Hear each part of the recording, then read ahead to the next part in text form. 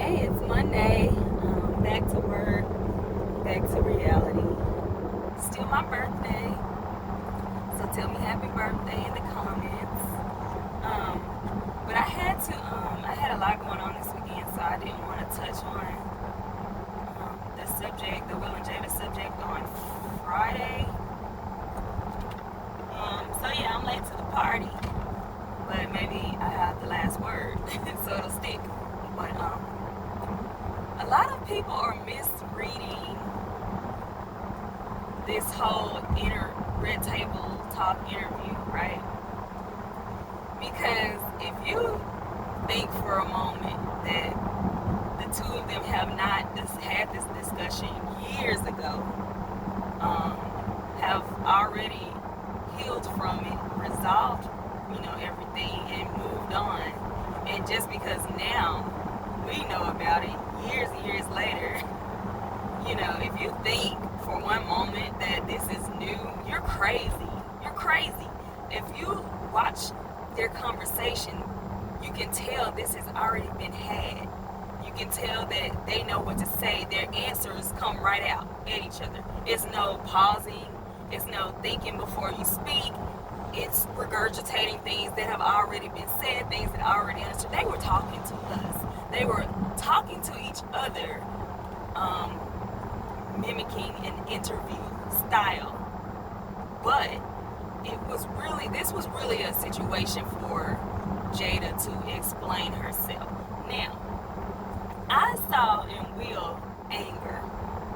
I think that he is very, very upset that his tea is spilled all over the floor because some little young dude she decided to go sleep around with or go mess with.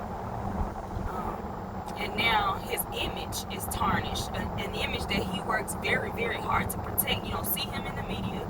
You don't see him speaking about anything about his personal life. You see him just trying to enjoy his life and do whatever he does in private, behind closed doors.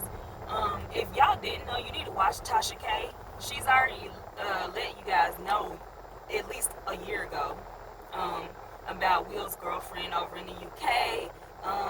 They're on a yacht together. There are pictures of this. Like this is not new, but people don't. I guess they don't get wind of it or even watch things like that until like something like this happens, and then it's all over the media. But it's old. Like they've both been living separate lives. They made a decision, an internal decision within their marriage that we're gonna stay married, and you're gonna go figure yourself out. I'm gonna go figure myself out, and we will see what happens in the end. That happens a lot. I don't understand why this is a thing for people, other than maybe just wanting to relate, I guess. But that happens a lot where people, especially 25 years being married to the same person, you're gonna go through things. You're gonna grow through things. Your life is going to change so many times. You're not the same person you were 25 years ago. Your needs are going to change. Your likes are going to change. Your wants are going to change. That's life, and I don't understand what a lot of you people don't understand about that. Like, that's weird to me. But they made a decision to, let's just test the waters, and maybe we won't make it out of this. Maybe we will get a divorce. But Will Smith is seen, they're a unit. They're a family. They're a popular family. He's seen as husband of the year, supportive, in which he is very supportive because he allowed her space to go and figure things out without judging her. Like, that's real unconditional love, is exactly what this is. And you guys are trying to make it into some crazy ass cheating affair or whatever, which is, if you choose to break up or take a break, then yeah, people are they're gonna do other things. Like, look at Dwayne Wade with his breakup, baby. Like, this is a thing that happens a lot, and just because you don't know about it and people don't talk about it doesn't mean that it's not real. But I don't. What I see is he's supporting her. I see that she went and tested the waters, and she got a chance. You can't heal. She's a healer. She's she's a very type A personality, and I guess that's why you guys are misreading things, thinking, calling her controlling. I don't feel like she controls their relationship at all. I don't. I feel like Will controls it. Control is not something that's apparent. Control is, something that goes on and you don't even realize it. That's control. He's sitting back because he's laid all his facts out on the table. This is what I want my life to look like. This is what I want my children's life to look like. And this is where we're going to present. Whatever we go through, I need to keep that private. I don't have time for trauma. I just want to enjoy my money, enjoy my life. And wherever this road takes me, I'm going. But it needs to be a boundary there. There needs to be a line in the sand to where we're not discussing private things, because people like now will misinterpret things. They apply their own knowledge to it and run with it. These people are not married like us common folks. Like, quit saying affair. She did not have an affair. They were already separated, broken up, whatever you want to call it. That's an affair is when you go out and cheat on someone and they don't know anything about it. That's an affair. This was something that was already discussed. This was something that Will knew about. I'm sure Jada knew about. Old girl over there in the UK. And I'm sure they probably have had other partners or whatever between that time. But this is just August out here spilling tea, and now everybody wants to hear her take on it. So no, she's not in control. No, she's not some dominant woman, and Will is some passive man. Will is very much in control. You can tell by his eyes. You can tell by his body language, his communication. His poise was there. If he, what you guys are trying to make this out to be, that conversation would have went a lot differently. His questions to her, his discussion with her would have been very,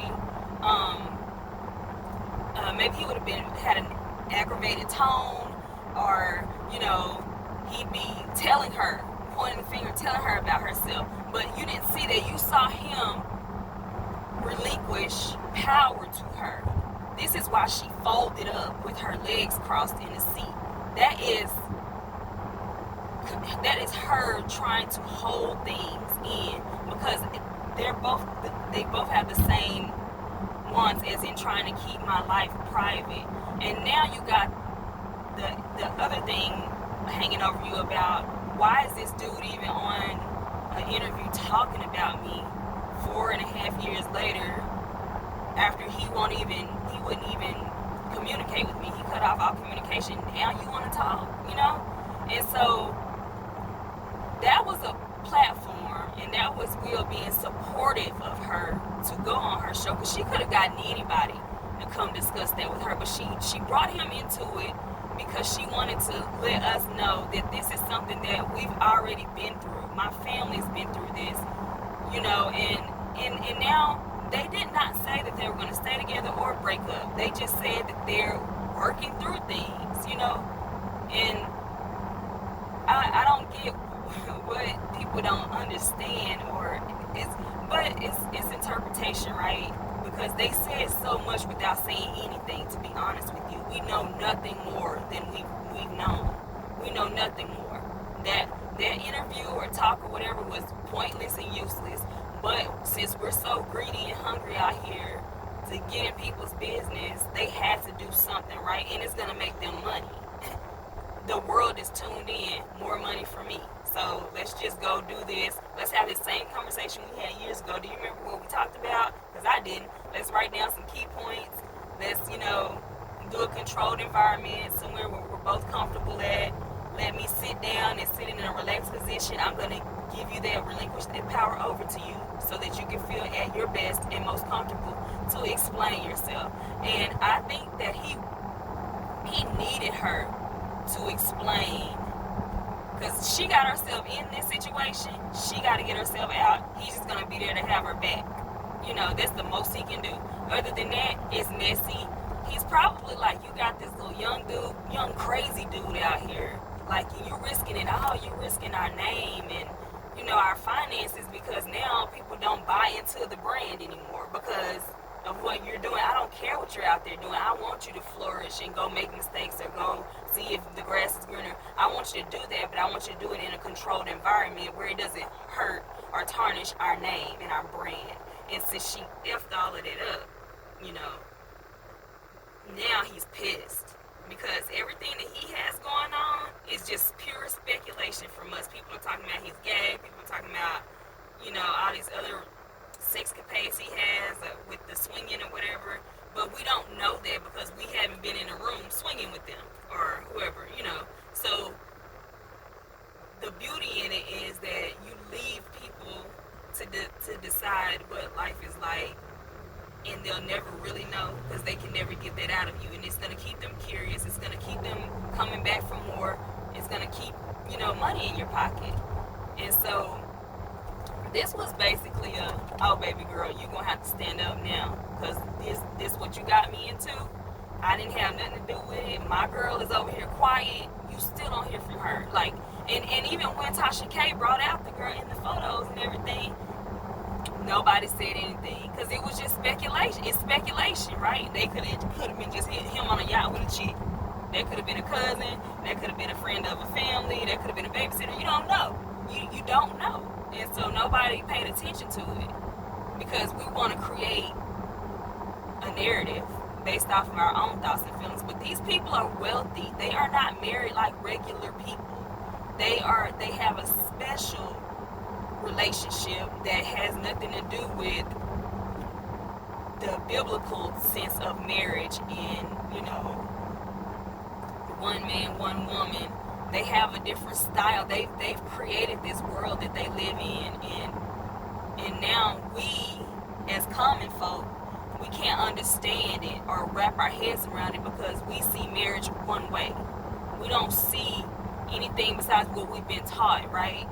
We've been taught to be in control. You get one person and you make their life miserable for the rest of your life. That's what we've been taught. So we don't even understand. We can't fathom the fact that Will is allowing Jada this space to grow and heal, and he's going to love her through anything. She's going to love him through anything. If you break up with someone, if you divorce somebody, that doesn't mean you don't love them anymore.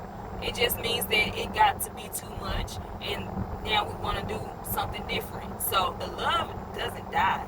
You know, you're going to keep that, but you're going to also love yourself more. And you're going to go out, you know, into the world and get what you feel like you deserve out of life. That's what a divorce is. It has nothing to do with not loving anyone anymore or anything. Now, some people hate each other or whatever, but with them, it's a different dynamic, and it's something that you have to expand your mind with when speaking about it or analyzing it. Because if you think like you, the broke people we are over here, without all these investments and properties and accounts and all of this that we have going on over here, if you're thinking like you with your little $200 in the bank, you don't belong in this situation trying to analyze it because it's just something that you're not privy to. And you don't know what life is like over there. You know, you don't know what it's like to sustain that lifestyle and sustain it over a number of years and continue to grow and build. You don't know that because you got $200 in the bank. All you know is I need gas and I need a pack of noodles until, you know, I get paid again.